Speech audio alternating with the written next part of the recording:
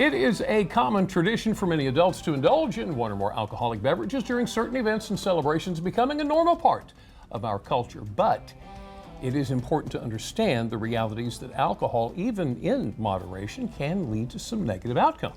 The risks of alcohol consumption are a constant subject of study, with some more recent reports suggesting that younger generations might be drinking less than their older counterparts. So for Alcohol Awareness Month, we knew exactly who to bring in. You probably remember Robin Gould, who is the registered dietitian and a dietetics program director at UMES. Thank you so much for joining us this afternoon. So, what are some of the recognized risks when it comes to alcohol consumption? Well, thank you for having me. I want to start with highlighting new research that was just published at the beginning of this month in the Journal of Neurology.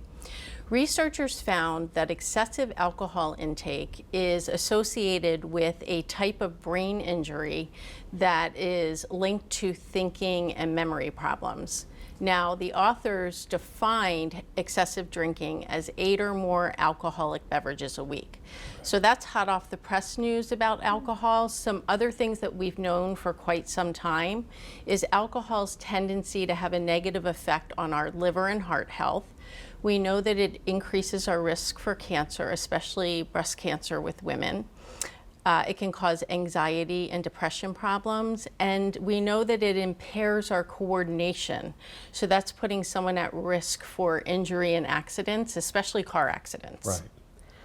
Now, speaking of some statistical trends, what are the trends you're seeing with the younger generation? Well, the research is showing a significant decline in alcohol consumption with the younger generation. For example, a Gallup poll from 2023 found that 62% of adults under the age of 35 report having had alcohol at some point in their lives. Now, this percentage is down from 72% 20 years ago. That 10% decline is considered significant. And a similar poll found that 28% of college students report abstaining from alcohol today.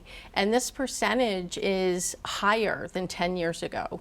So more college students are reporting abstaining from alcohol entirely. Okay, so all of this in consideration, what role do you think mental health plays in this?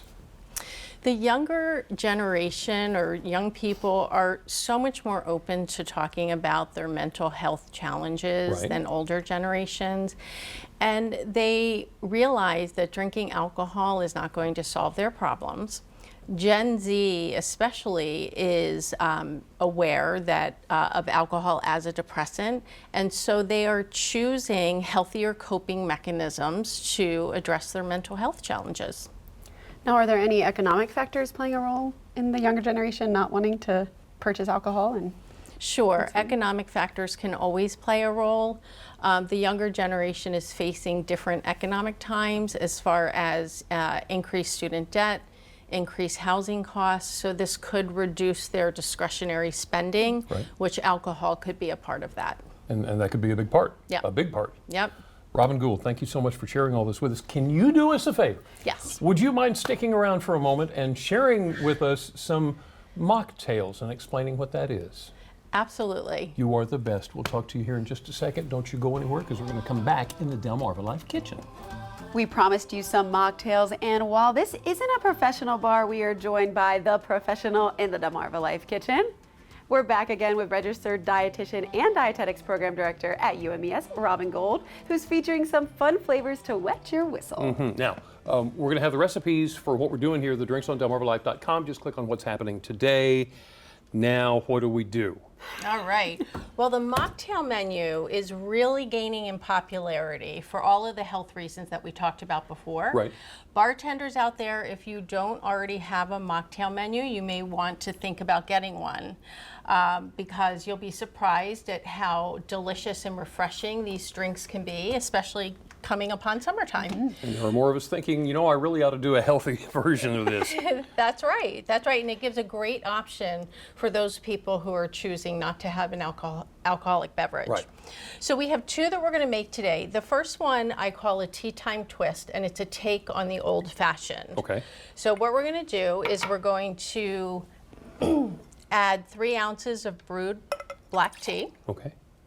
This is 1 ounce of fresh orange juice. Okay. A little bit of simple syrup. Yeah. And then if you wouldn't mind adding 2 dashes of Angostura bitters while I add some ice. 2 dashes. 2 dashes, Jimmy. You got this. I've never practiced my dash before. 1, 2. Is that Okay. 2-ish? I nailed it. Yep. You nailed Okay. it. And then you stir this up. Oh, that's got a nice aroma to it. All right. And then we're going to strain this onto our large ice cube. You call this Well, it's like a highball ice cube. highball ice Yeah, cube, okay. that one's a circle, but you can get cubes, big There cubes. we go. And then we're going to add a splash of lemon lime seltzer. right? What does that do to it? It just gives us a little extra water Okay. to take away some of the strength of the tea. Does it make it bubbly?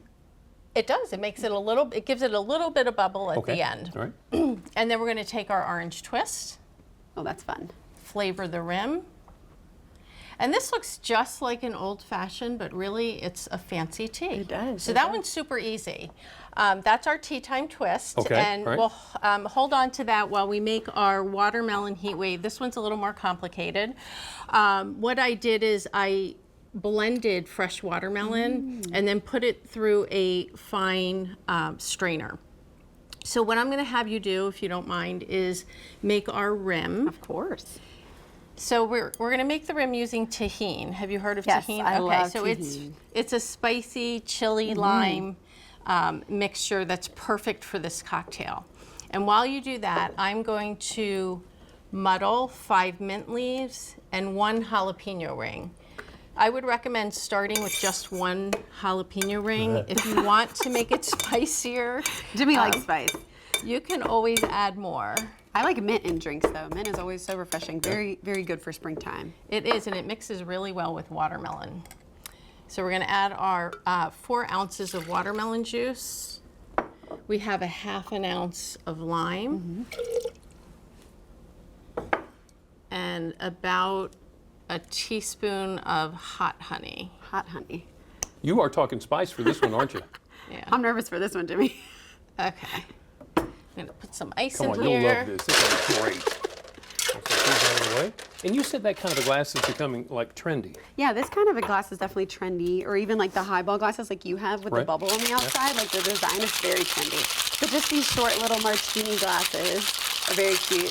Espresso martinis are in. You can make those into a mocktail for sure. Just espresso. Right. Okay. I see. Nice little shaker tin here. I would have been the then- one to explode it all over, just trying to get the top off. We're going to strain this into our beautifully rimmed glass. And did you just blend the watermelon up using a blender or a... In a blender and then strained it through a mesh strainer. And then I'm also going to add a splash of lemon lime seltzer to this. This kind of takes a little bit of the heat off. Oh, Maybe add a little more. And then we're going to decorate it with a mint sprig. So cute. And look how beautiful that is. wow. All right. And I see what you're saying about suggesting bartenders get the mocktail menu put For together. sure. Yeah, so Makes go ahead sense. and try that. Tell me, All right. tell me what you think. Cheers. See how it goes? Cheers. They're so pretty. Oh, that is good. Oh, this tastes just like spring. This is Like that? perfect. Yeah? I mean, Now, actually, I'm gonna have you're- this all summer long. You're not a spicy person. I'm not, but this is good. Yeah? And the tahini on the rim always makes a difference with a drink. It's so good. We'll have Wow. to swap later, Jimmy. You have to try Okay. it. Well, yeah. Sort of say, well, I'd love to swap with you now, but I guess the whole germ thing is not a Right, good the whole idea. germ thing. So how difficult is it to create something like this? I mean, the ingredients seem pretty common. It's not like I'm going to have to go searching to find them. Yeah, it is really, you can mix it up in whatever way you want. You know, really, this is just a few simple ingredients added to tea. Right? So very easy to do that. And you could use any fresh juice here. Right. Oh. I picked some summer fruit because we're moving into the summer season. So really, it could be any type of blended juice that you want to use. So it's flexible. Yeah, and I like that you said like mocktails are important to have. I think people think they're fun, but also kids think they're fun. I mean, having them at a wedding, if there's kids present, they can kind of have fun along too. There you go. Yeah, and it makes it more interesting to come up with different types of mocktails than having just the standard, virgin pina colada or. Yeah. Being a bartender myself on the side a little bit, a lot of times people are like, "Can I have it, a mocktail?" And I'm like, "Oh, so that would be just pineapple and cranberry." But this is more fun. Yes. This is taking those fresh ingredients and making it a fun mocktail. There you go. Yeah. All right, love it. Robin Good. Gould, thank you so very much. Again, going to say again, you can find these recipes on DelmarvaLife.com. All you have to do is click on what's happening today. DelmarvaLife, be right back.